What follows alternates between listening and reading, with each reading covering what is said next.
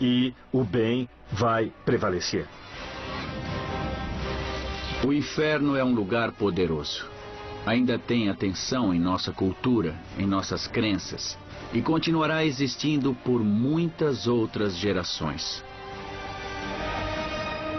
Ainda não chegamos ao fim do inferno. Com certeza não chegamos ainda. E aí, Braulio, rápido que o povo está perguntando. Tá infernal. Tá infernal? Aqui, ó. Vamos lá. Estar longe da...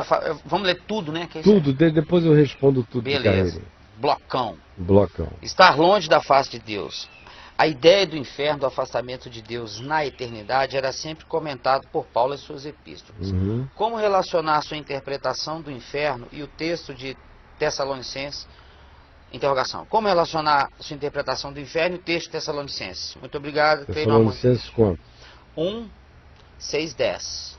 6:10 diz: para vós outros, na manifestação dele, alívio, quando do céu se manifestar o Senhor Jesus, com os anjos do seu poder, tomando vingança contra todos os que não obedecem a Deus, contra todos os que não conhecem a Deus, e contra todos os que não obedecem ao Evangelho do Senhor Jesus. Estes sofrerão penalidade de eterna destruição, banidos da face do Senhor e da glória do seu poder. Eu creio nisso de cabo a rabo. O que mais? Depois eu explico por quê. Aí ela usa a frase aqui: ruína eterna longe de Deus. Pode ler. Né? Aí tem aqui: o que você acha da expressão o inferno é aqui? Também. Tá. Mas não está longe de acabar aqui. Tá. O que mais? Um colega de mestrado que pesquisa o panteão áfrico da Universal diz que entrevistou um pai de santo e ele diz que as entidades que baixam lá na igreja deles são orixás. Isso aí o Laprovita Vieira me disse, um monte de papas da Universal já me disseram, e um dia o Laprovita me disse aqui no aeroporto de Brasília, quando eu disse: por que vocês, supostamente querendo libertar pessoas do diabo, invocam demônios nos cultos? Aí ele disse: é porque o nosso povo é muito supersticioso e a gente tem que trabalhar com esse elemento para poder juntar pessoas. Então, uma estratégia deliberada, consciente e infernal. O que mais? Em Apocalipse fala que Jesus é a brilhante estrela da manhã. Então, na verdade, eles estão fazendo uma profecia contra Cristo. Por quê? Não sei, esse cara aqui é o Felipe. Porque se diz que Satanás também era a brilhante estrela da manhã. Aí fica essa confusão. Se Satanás foi um dia designado como a brilhante estrela da manhã, parece que essa designação não cabe em nada positivo. Mas Satanás foi assim descrito quando ele era absolutamente positivo. Quando ele ficou negativo, ele foi chamado de Satanás, Diabo, Belzebu e tudo mais. Agora, Jesus é a brilhante estrela da manhã. É aquele em quem o diabo tem sua condenação.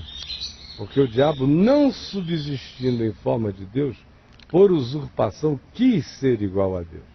E Jesus, subsistindo em forma de Deus, não julgou como usurpação ser igual a Deus, antes a si mesmo se humilhou, se fez homem e foi obediente até a morte, morte de cruz. Essa é a sentença de Satanás, a antiga estrela da alva, que caiu por não aceitar a dimensão da sua própria glória e surtou na perspectiva de usurpação. E Jesus é aquele que, sendo, decide não ser. Amém. Que mais? Certo. Tá. Deus não tem nenhum prazer nesses sofrimentos. Todo mundo tem chance aqui. Você não acha? Aqui eu já expliquei quinta-feira passada, aqui e depois daqui também. Vou falar disso daqui a pouco. O que você acha da gravação dos Sons do Inferno documentário? No rádio. Acho brincadeira. Acho brincadeira e o povo adora esse tipo de coisa. O diabo faz a festa quando tem alguém gravando, meu irmão. Ofereça um microfone, o diabo é igual pastor, não pode ver um microfone que fala. Cai pra dentro. Posso mais? Pode. Hoje creio que o inferno é uma outra dimensão, sem ser necessariamente um lugar físico, um estado espiritual. Certo. Será que estou pensando certo? Não, tá certo. Pode ir certo? adiante. Pode ir adiante. Aí tem um inferno mais assim, na linha dos crentes, saindo do documentário. Oi, Caio, meus medos me assombram, tal como essas imagens do inferno. Como me livrar disso? Tenho medo que meu filho doeça, meu marido, minha mãe. Socorro, Caio. Coitado. Aí essa é uma pessoa que carrega o inferno como medo, como paranoia, como suspeição de que o mal vai visitá-la com dor. Então o problema dela não é inferno, é uma mente insegura, sem fé, paranoica, com todo esse artefato de medo, esses artefatos do medo que a religião produz na cabeça dos crentes, né? É isso aí. Você viu aquele pastor pregando sobre o inferno e o povo todo dizia aleluia, aleluia. Todo mundo aqui merece ir para lá, amém, aleluia. Agora tem um monte de gente queimando no inferno, aleluia, graças a Deus, louvado seja Deus. Isso é coisa de crente. O cara dá aleluia porque tem gente no inferno. Não, e tem uma o diabo diz, esses são os meus aliados. E aí? Aí vou dar você deu uma raquetada, aí a bola vai andar forte agora, cara. Eu queria entender porque os crentes falam muito mais do diabo e do inferno do que de Deus. A minha mãe, praticamente, não fica um dia sem condenar alguém ao inferno. Eu já pedi milhares de vezes para ela parar com isso. Eu expliquei os motivos para ela, mas ela nunca me deu ouvidos. Eu até parei de falar disso com ela, sabe, Caio? Eu tenho medo que ela me condene também. Né? Agora, sabe por quê? Porque... A mãe do cara. É porque esses crentes, em geral, são igual aquele pastor. Dá para dar uma ajeitadinha nesse preview aqui, Leozinho, que ele está todo borrado, deve ser um negócio aí falhando. Mas sabe por que eles ficam assim? É porque eles não servem a Deus por amor. Eles servem a Deus por medo. E como eles obedecem a Deus por medo, o que acontece é o seguinte, eles ficam com raiva de todo mundo que com medo ou sem medo vive a vida que quer viver. Então eles têm que condenar o inferno como vingança quem não adotou a espiritualidade do medo para se comportar. Aí eles ficam com ódio desses indivíduos que não fazem a supressão do que o crente considera um mal que projeta alguém no inferno, contra o crente que por medo do inferno não mata o novilho cevado, não entra na festa do Pai, não celebra coisa alguma, vive enclausurado e com ódio de todo mundo que viva diferente. Aí é uma reação de inveja do pecador. Esse mandar gente para o inferno toda hora é crente com inveja do pecado dos outros. É que fica mandando os outros para o inferno o tempo todo. Eles morrem de tesão no pecado do cara que está indo para o inferno. É vingança invejosa. O que você está dizendo? Não, é por causa disso que no comecinho que você estava falando lá na introdução, no devocional, tem muito a ver, eu estava viajando naquela hora, tem muito a ver com o que a igreja evangélica prega, né? De você sempre ter que pagar um preço. Tem que pagar um preço, porque senão você não é redimido nunca. Você quer casar? Não, você tem que pagar um preço. Você quer os dons do Espírito? Tem que pagar um preço. Sempre você vai ter que correr atrás.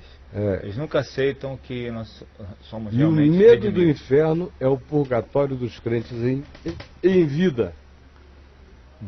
A Igreja Católica tem um purgatório para purgar os caras remediáveis depois da morte. A Igreja Católica não tem uma teologia do purgatório, mas o purgatório, a Igreja Evangélica não tem uma teologia do purgatório, mas o purgatório evangélico é esse medo do inferno, que faz as pessoas viverem não para Deus, mas viverem tentando não ir para o inferno a vida inteira, o que gera um inferno existencial sem tamanho no coração. Que mais, Val? Por que a igreja física se torna um inferno quando pecamos? Né? Porque tem um monte de gente que servindo a Deus pela razão que eu disse, que não é por amor, não é por misericórdia, não é por graça. É a parábola do credor incompassível em cumprimento. O cara acha que recebeu o perdão de Deus, não se apropria do perdão de Deus e continua raivoso contra o mundo. É ler lá Mateus 18, parábola do credor incompassível, a gente vai entender isso, eu vou falar dela daqui a 5 minutos quando você acabar essa lista aí. Tá. Que mais? O medo do inferno afasta as pessoas da graça de Deus, Caio? Claro. Nunca vi ninguém se aproximar da graça de Deus por causa de medo do inferno. O que eu vejo é gente, por causa do medo do inferno, ficar recorrendo à graça de Deus como antídoto mas não como paixão, amor e entrega.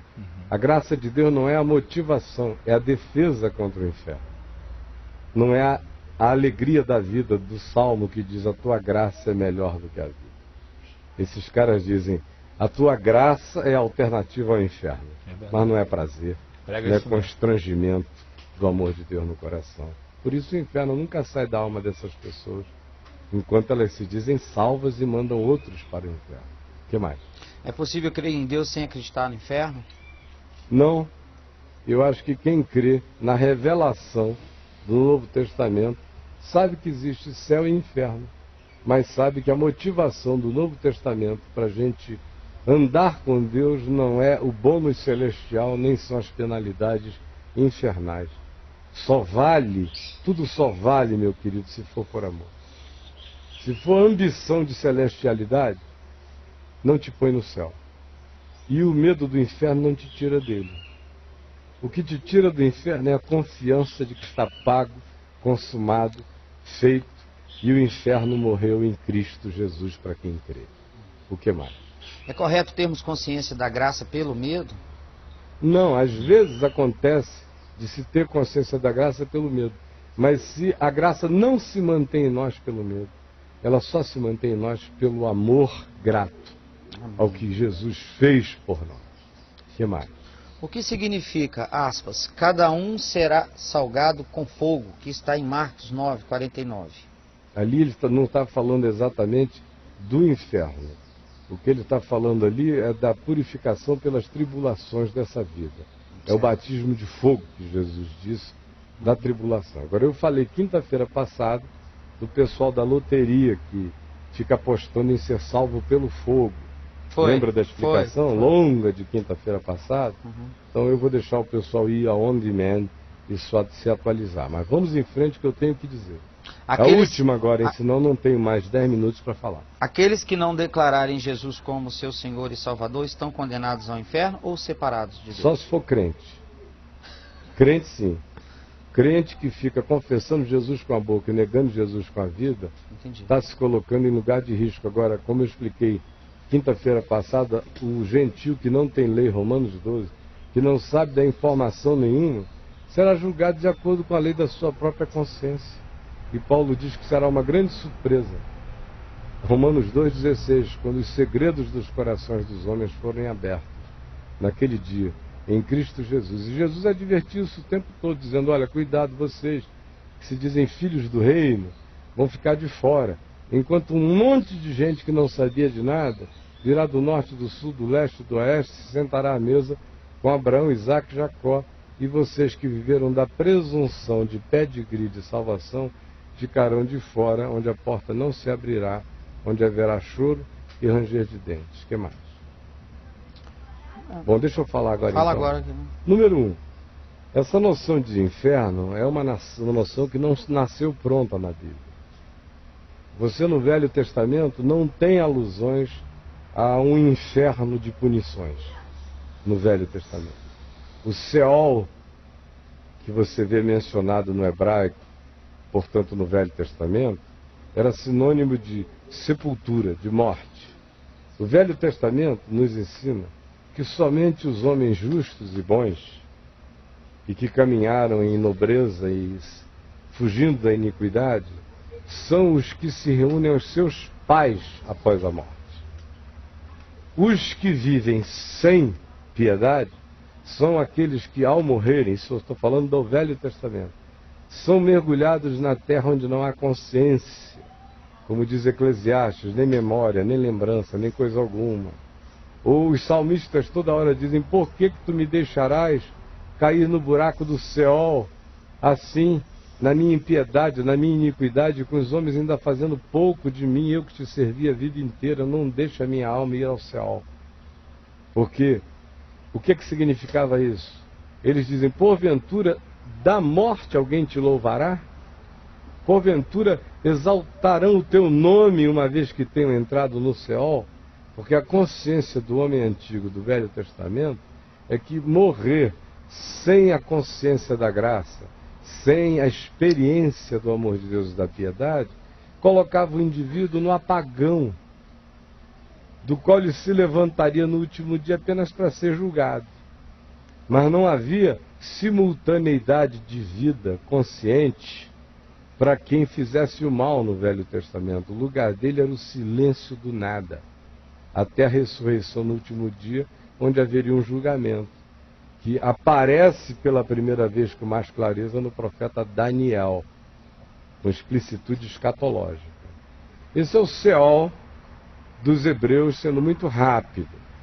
Quando eles foram para o cativeiro em Babilônia, e conviveram com os persas, e conviveram com religiões diferentes que tinham noções de anjos, de céu e de inferno, os rabinos e os estudiosos judaicos voltaram do cativeiro com uma noção espiritual mais ampla do significado do mundo invisível, que estranhamente foi adquirida em terras pagãs, no convívio deles com gente que tinha heranças zoroastristas, confucionistas, de outro nível.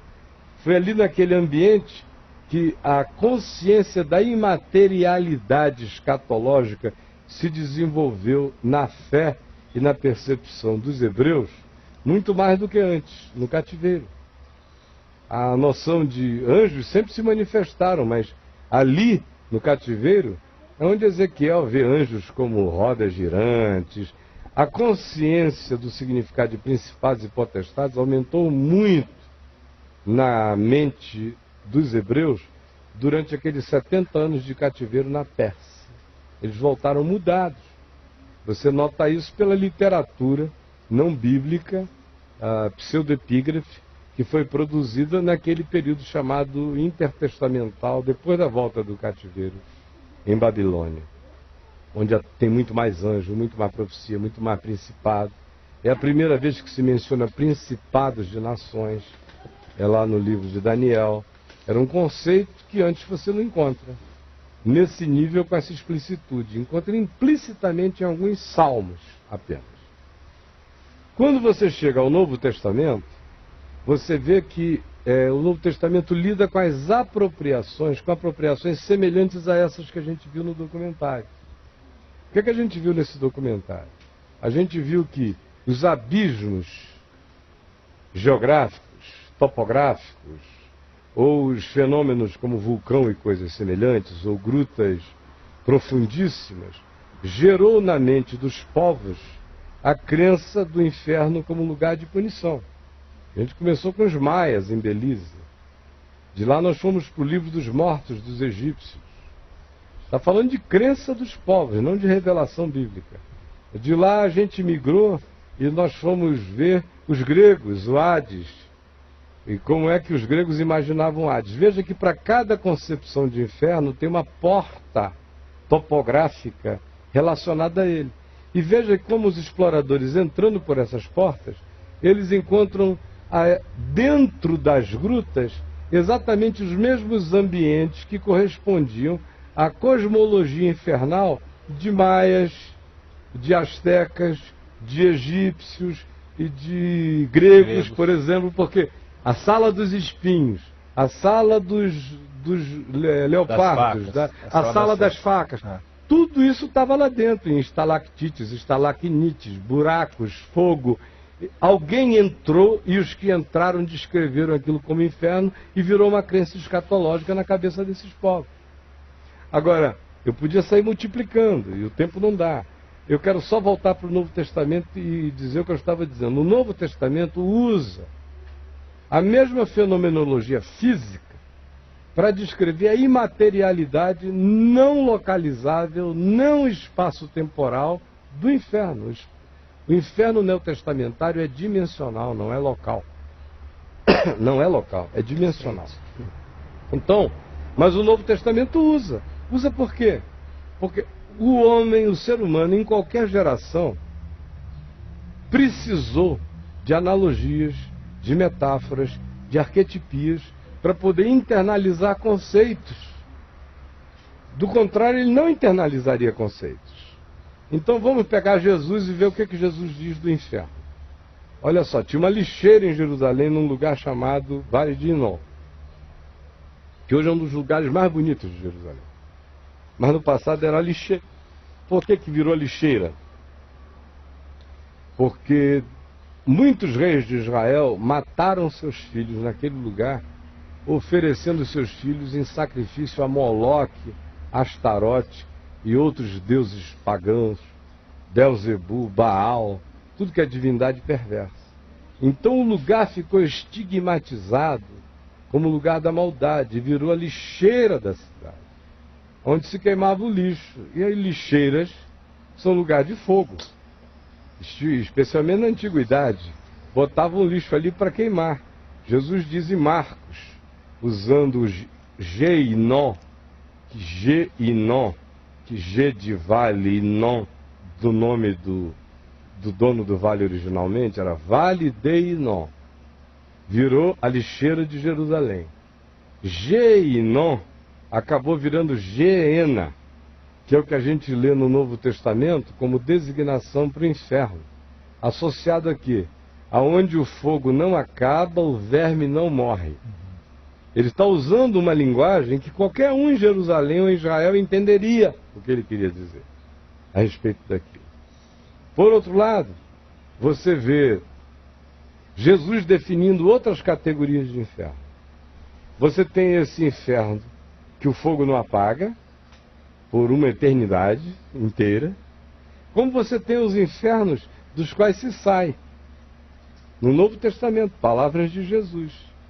Por exemplo, Mateus 5, o assassino verbal, que não precisa matar alguém com uma faca, mata com a língua, mata com desprezo, mata com ódio, mata nulificando o próximo, chamando-o de raca, de nada, designando a vacuidade, designando o próximo à vacuidade como existência, desconstruindo o outro.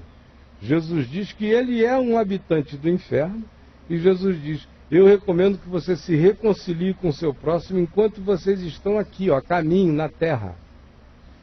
Porque senão você vai ser entregue ao oficial de justiça. Ele usa uma linguagem romana, do sistema romano de justiça.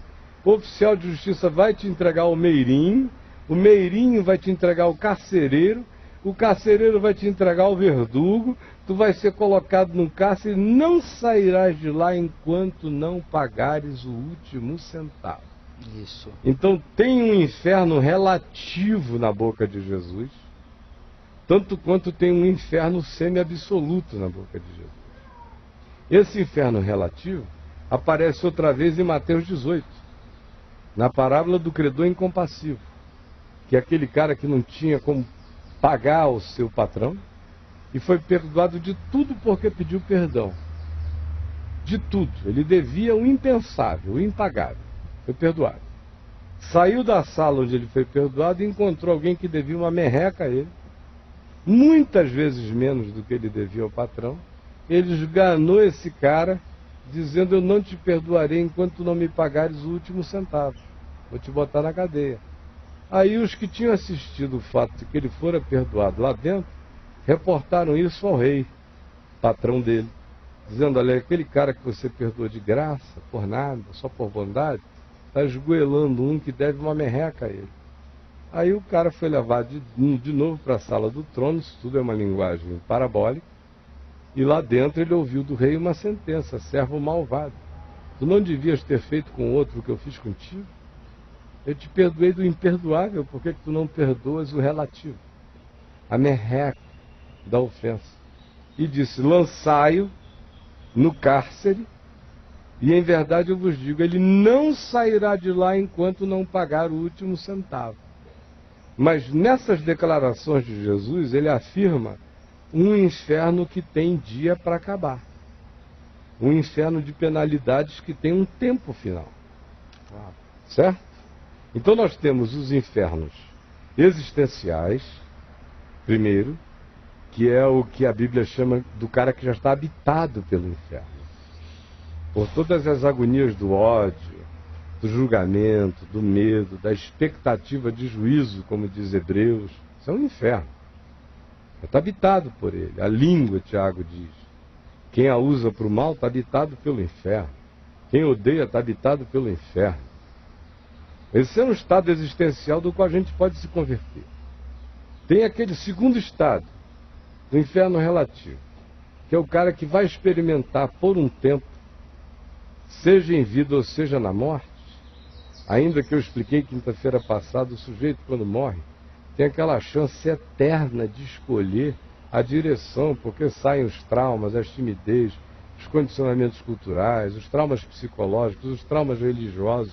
O cara vê tudo com limpidez e tem a chance dele ainda de escolher ir na direção de uma descontinuidade da vida que ele levava e optar por uma vida que seja vida segundo Deus. Isso é uma crença minha à luz do fato de que quando o indivíduo recebe um atestado de óbito ou se diz que ele já morreu, hoje em dia a ciência sabe que é quando a vida dele repassa toda e ele tem a melhor chance de arrependimento. Como no documentário se mostrou a experiência de um cara que morreu, o Nick, que chegou ali nas trevas do inferno e disse, não é para aí que eu quero ir. E voltou. Histórias como essa tem aos milhares, mas também tem as daqueles que são tão treva, que dizem, não, eu sou assim, eu quero assim, eu odeio luz. Por incrível que pareça, meu irmão, se o diabo é assim, tem homem que fica assim também. Nós não somos melhores que o diabo. Quando a gente se diaboliza, a gente vira diabo. Mas é difícil de acreditar, né? Mas é fato. É difícil. É fato, meu irmão. Aí tem uma outra dimensão acerca da qual se fala, que é esse inferno que Jesus visitou, de acordo com Pedro. Não de acordo com o credo cristão, que diz ele desceu ao Hades. Pedro é explícito e diz ele desceu ao Tártaros. Óbvio que Pedro está incorporando uma linguagem da cultura grega, onde Hades era a designação geral para o mundo dos mortos, dividido em Elísios, onde ficavam os bons, e Tártaros, onde ia o pessoal para receber as punições. Pedro não tem pudor de usar a linguagem cultural grega, da escatologia grega, para ilustrar o que Jesus fez com uma linguagem única que aquela cultura poderia entender.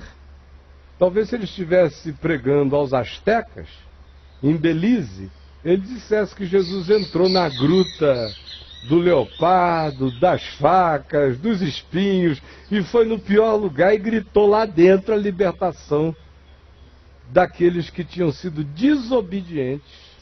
Olha como é relativo tudo.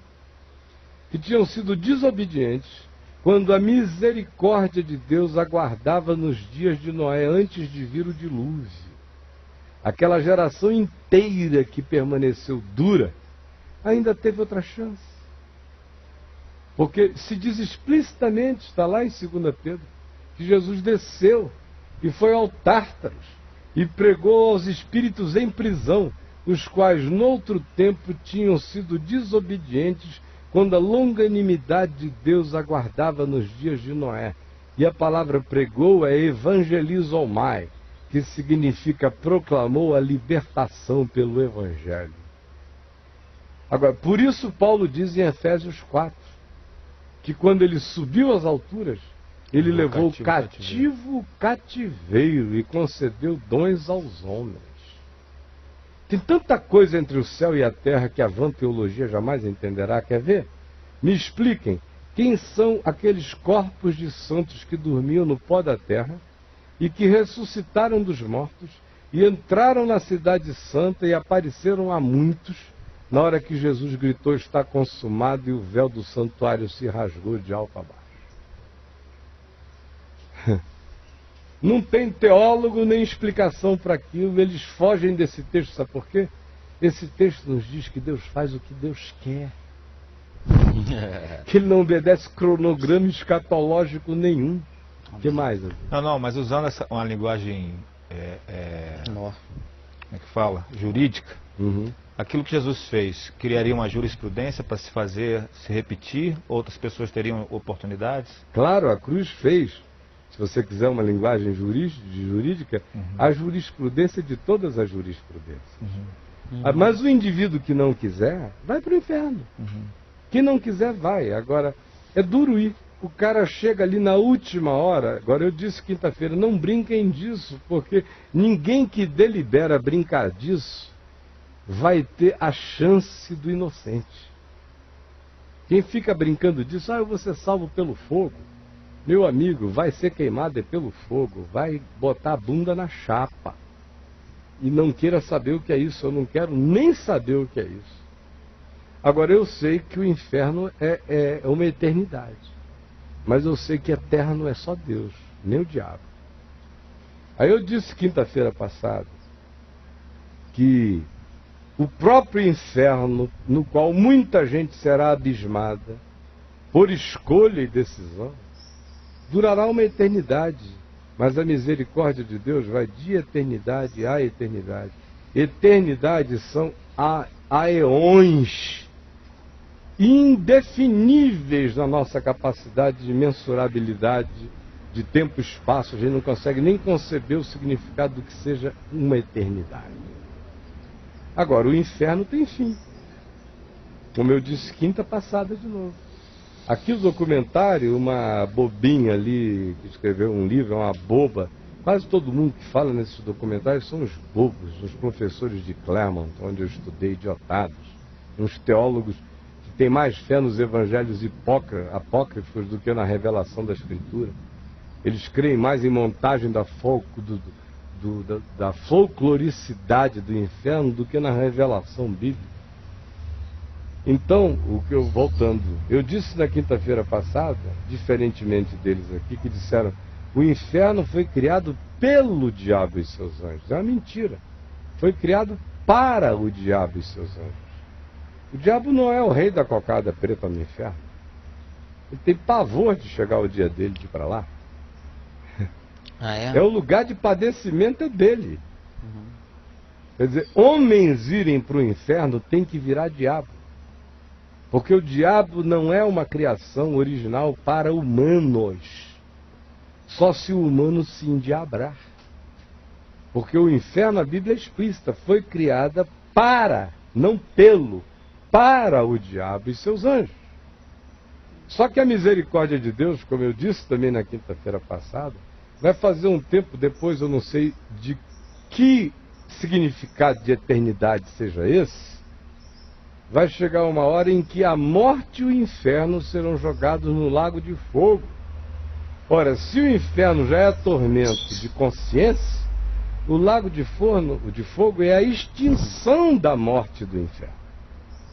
É a graça de Deus acabando com o inferno e acabando também com todos os que no inferno estavam. Esses não viverão eternamente. Esses entrarão em extinção absoluta. Perderão todo ser, serão diluídos apenas como parte do universo, mas não terão mais nenhuma consciência de si. O mundo e a experiência eterna com Deus não acontecerá em simultaneidade com um inferno crepitante de fogo. Isso durará uma eternidade, mas não durará eternamente. Porque só durará eternamente aquilo que existir no amor de Deus.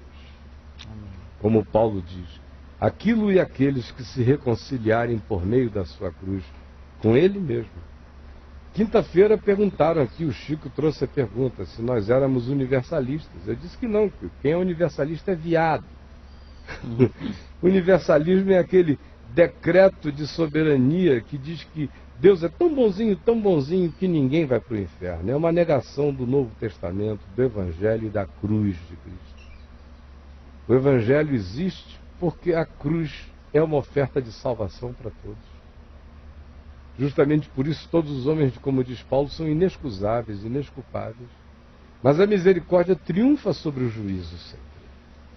E Deus vai dando chance, mas nem por causa disso o cara deixa de viver no inferno aqui. Se ele não se converter, ele vai provar a experiência do inferno naquele lapso de consciência eterna antes dele partir numa direção ou noutra. Se ele não escolher naquele arrependimento da misericórdia, quando o médico já disse morreu, mas Deus disse ainda está vivo para mim, e a vida dele passando, se ele não fizer a escolha da vida como alguns não fazem, alguns são hitlerianos mesmo, meu irmão. Tem almas hitlerianas, tem almas de anticristo, e que se tornam sementes podres mesmo. Tem homens que viram demônios mesmo. Esses vão provar o inferno e não sairão de lá enquanto não pagarem o último centavo. Agora, depois disso tudo, ainda vai ter gente que vai querer continuar e insistir.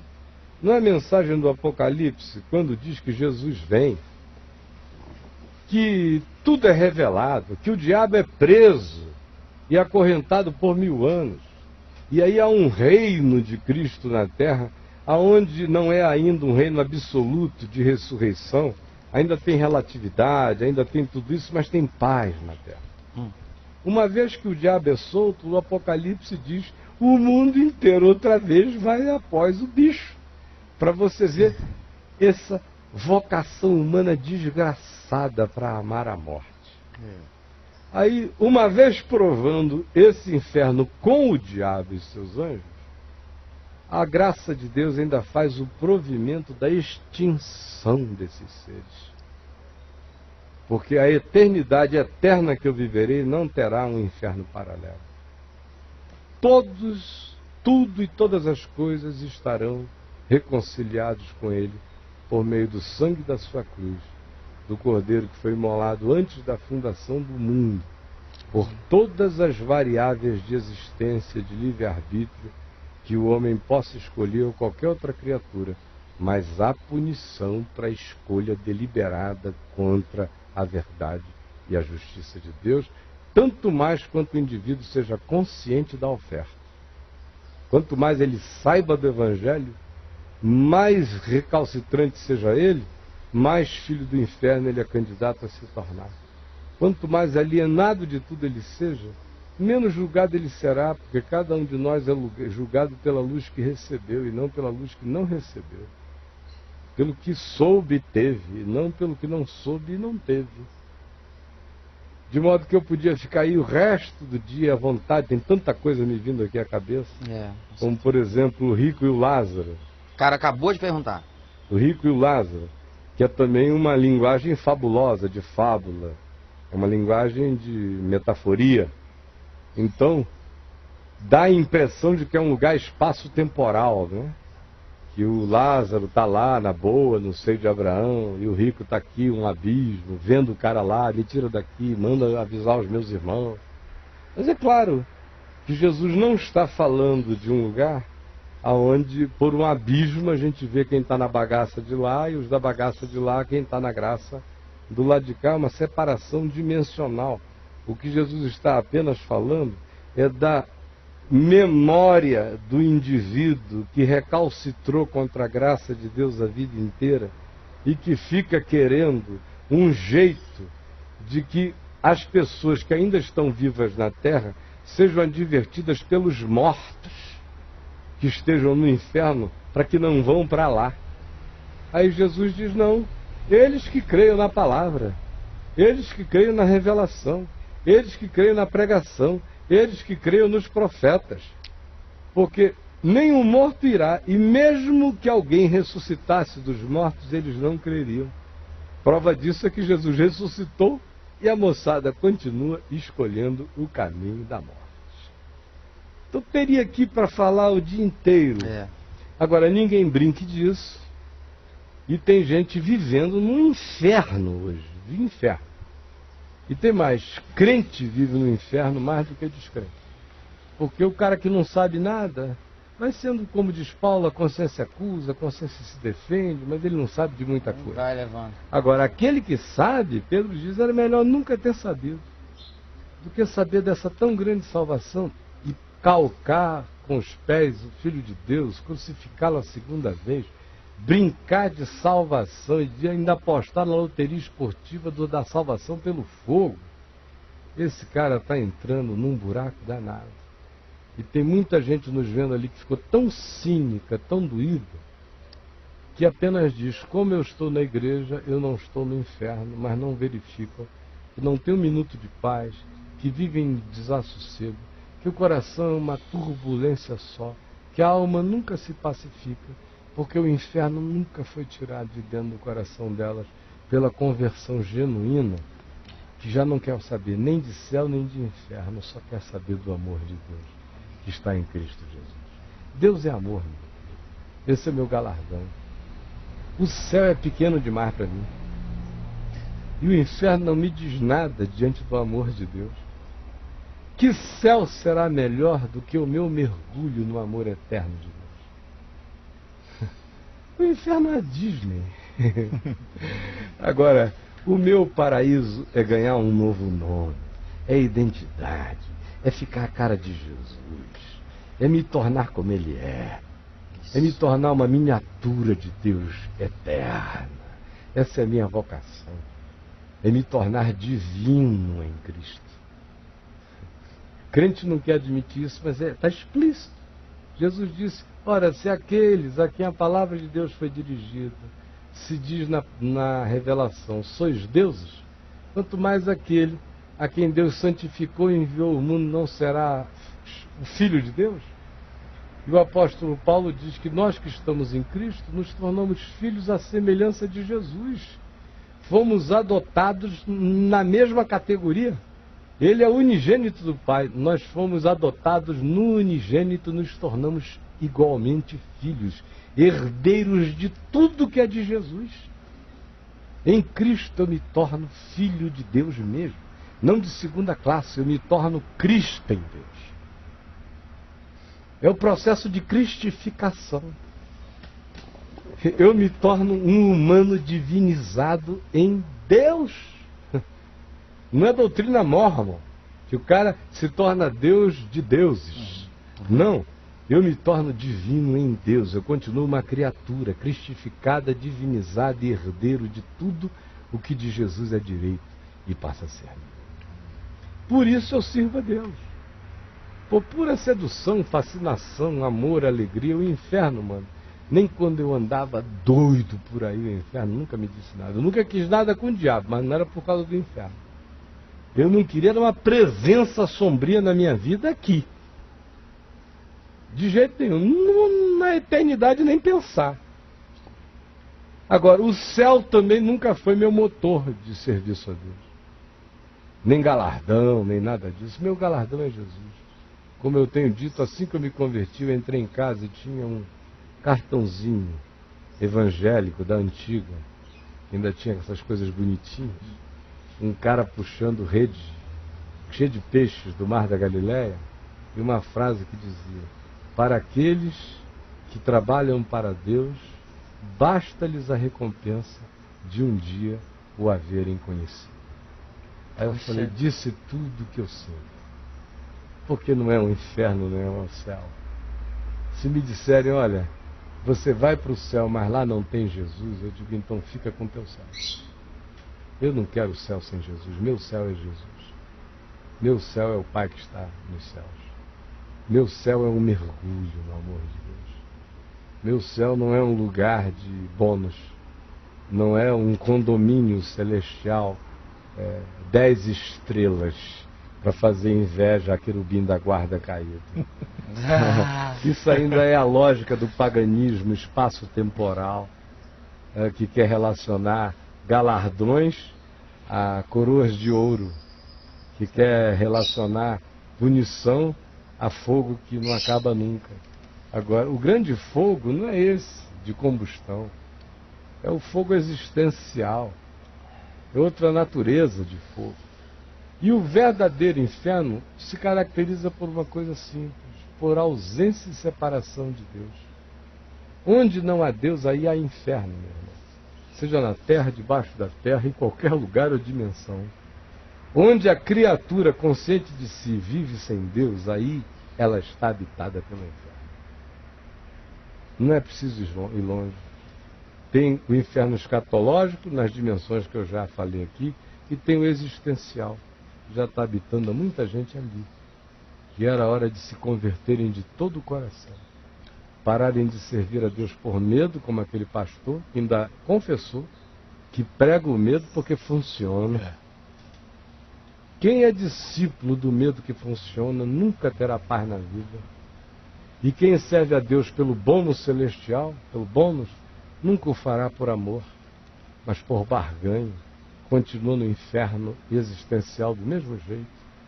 A gente fica livre do inferno quando a gente esquece o inferno, esquece o céu, serve a Deus por graça.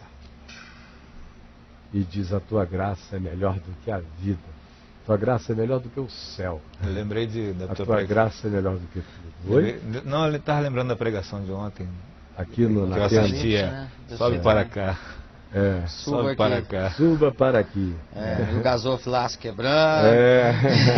Sobe para cá que você vai sair. Essa passou de todos os limites. O Chico vai acabar tendo que dividir esse papo de graça em 3. Cara, só um recadinho. Qual é o recado? Braulio agora tem e-mail. Dá o e-mail. Deixar porque o pessoal está pedindo aqui para mandar braulionapolis@gmail.com. Não, braulio@vemvtv.com.br. Então você melhorou muito o e-mail. Chique demais agora. braulio@vemvtv.com.br. Podem escrever para o Braulio, ele trará questões que você porventura queira apresentar. Exatamente. Infelizmente o tempo acabou. Gente boa. Tchau. Deus nos abençoe. Amém. Passa às 3, passa às 9. Se foi bom para você, convide outro. Mas não convide gente escandalizável, que é para não ficarem em surtos. Pelo amor de Deus, tá? Que é para a gente não sofrer de novo esses sofrimentos de Cristo todo dia por gente que não entende nada do que é. Mas você se entendeu, seja um bem-aventurado. Se não entendeu, fique em paz, pelo amor de Deus. Tchau.